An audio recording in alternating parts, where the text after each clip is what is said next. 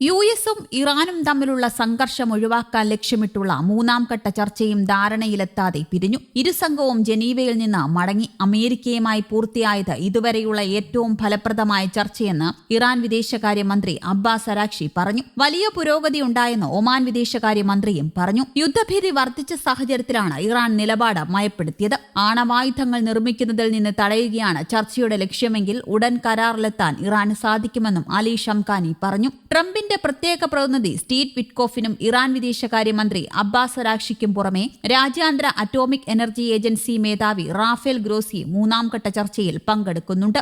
ആണവ വിഷയത്തിലെ സാങ്കേതിക കാര്യങ്ങളിലാണ് ചർച്ചകൾ ഉടക്കി നിൽക്കുന്നത്. അടുത്തയാഴ്ച വെയ്റ്റ്നയിൽ വീണ്ടും ചർച്ച നടക്കും. ആണവ കേന്ദ്രങ്ങൾ തകർക്കാനും യുറേനിയം ശേഖരം കൈമാറാനും നിർദ്ദേശമുയർന്നതായുള്ള വാർത്തകൾ ഇറാൻ തള്ളി. തങ്ങൾക്കുമേലുള്ള ഉപരോധങ്ങൾ പിൻവലിക്കാൻ സമ്മർദ്ദം തുടരുകയാണ് ഇറാന്റെ യുറേനിയം സമ്പുഷ്ടീകരണ കേന്ദ്രങ്ങളായ ഫോർഡോ, നഡാൻസ്, ഇസ്ഫഹാൻ എന്നിവ പൊളിച്ചു നീക്കണമെന്നും സമ്പുഷ്ടീകരിച്ച യുറേനിയം മുഴുവൻ അമേരിക്കയ്ക്ക് കൈമാറണമെന്നുമാണ് ഡൊണാൾഡ് ട്രംപ് ഭരണകൂടത്തിന്റെ കർശന നിർദ്ദേശം. എന്നാൽ സമാധാനപരമായ ആവശ്യങ്ങൾക്കായി യുറേനിയം സമ്പുഷ്ടീകരിക്കാൻ തങ്ങൾക്ക് അവകാശമുണ്ടെന്നും ഉപരോധങ്ങൾ പൂർണ്ണമായും പിൻവലിക്കണമെന്നും ഇറാൻ വിദേശകാര്യമന്ത്രി അബ്ബാസ് അരാഗ്ചി തിരിച്ചടിച്ചു. അതേസമയം അമേരിക്കൻ പടക്കപ്പൽ USS ജെറാൾഡ് ഫോർഡ് ഇസ്രയേൽ തുറമുഖമായ ഹൈഫയിലുമെത്തും. ജെറാൾഡ് ഫോർഡിന് തകരാറെന്ന് നേരത്തെ റിപ്പോർട്ടുകൾ ഉണ്ടായിരുന്നുവെങ്കിലും കപ്പൽ സജ്ജമാണെന്ന് US നാവികസേന അറിയിച്ചു. എന്നാൽ യുദ്ധം അകലെയല്ല എന്ന സൂചന നൽകുകയാണ് അമേരിക്ക. ഇറാന് ചുറ്റും അമേരിക്ക വൻ യുദ്ധസന്നാഹം നടത്തുകയും എതിരിടാനായി ഇറാൻ അതിർത്തികളിൽ ബാലിസ്റ്റിക് മിസൈലുകൾ വിന്യസിക്കുകയും ചെയ്തിട്ടുണ്ട്.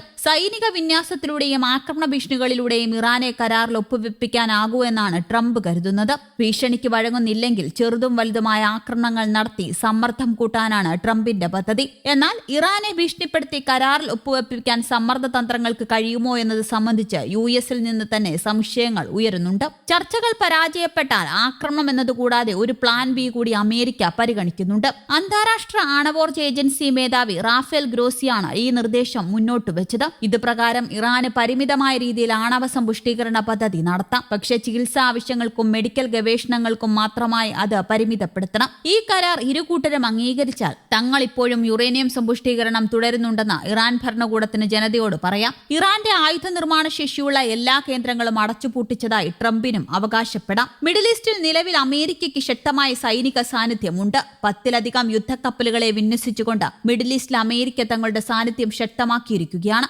USS എബ്രഹാം ലിങ്കൺ നേരത്തെ തന്നെ മേഖലയിലുണ്ട്. ഇതിനു പുറമെയാണ് രണ്ടാമതൊരു വിമാനവാഹിനി കപ്പലിനെ കൂടി വിന്യസിക്കുന്നത്.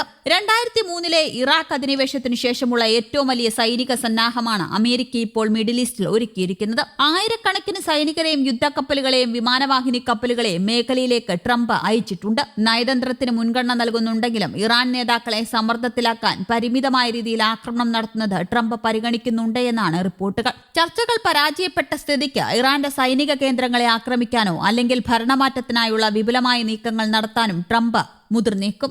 ഈ ചർച്ചകളിലൂടെ ഇറാൻ പ്രധാനമായും ലക്ഷ്യമിടുന്നത് തങ്ങളുടെ തകർന്ന സമ്പദ്വ്യവസ്ഥയെ കരകയറ്റാൻ സഹായിക്കുന്ന തരത്തിൽ US ഉപരോധങ്ങൾ നീക്കം ചെയ്യുക എന്നതാണ്. 2 വിമാനവാഹിനി കപ്പലുകളും 60-ലധികം യുദ്ധവിമാനങ്ങളും ജോർദാനിലെ സൈനിക താവളത്തിലുമായി അമേരിക്ക ഇതിനകം തന്നെ മധ്യേഷ്യയിൽ വൻ സൈനിക വിന്യാസം നടത്തിയിട്ടുണ്ട്. ഇതിന് പിന്നാലെ F-22 റാപ്റ്റർ കൂടി എത്തുന്നു. ഒമാന്റെ മധ്യസ്ഥതയിലാണ് ചർച്ചകൾ നടന്നത്. എന്നാൽ ഈ ചർച്ചകൾ പരാജയപ്പെടുകയായിരുന്നു. അതിനിടെ ചൈനയിൽ നിന്ന് അത്യാധുനിക മിസൈൽ വാങ്ങാനും ഇറാൻ പുറപ്പെടുന്നു. സൂപ്പർസോണിക് കപ്പൽവേദ മിസൈലായ CM-302 ആണ് ഇറാൻ വാങ്ങാനായി പദ്ധതിയിടുന്നത്. യുദ്ധകാലാടിസ്ഥാനത്തിൽ മിസൈൽ വാങ്ങാനുള്ള നീക്കം ഇറാൻ ത്വരിതപ്പെടുത്തിയെന്നാണ് പുറത്തുവരുന്ന റിപ്പോർട്ട്. ചൈനയുടെ YJ-12 മിസൈലിന്റെ കയറ്റുമതി പതിപ്പാണ് CM-302. വിമാനവാഹിനി കപ്പലുകൾ ഉൾപ്പെടെയുള്ള വലിയ യുദ്ധക്കപ്പലുകളെ തകർക്കാൻ പ്രത്യേകം രൂപകൽപ്പന ചെയ്തതാണ് ഈ മിസൈൽ എന്നതാണ് ഇതിന്റെ പ്രത്യേകത.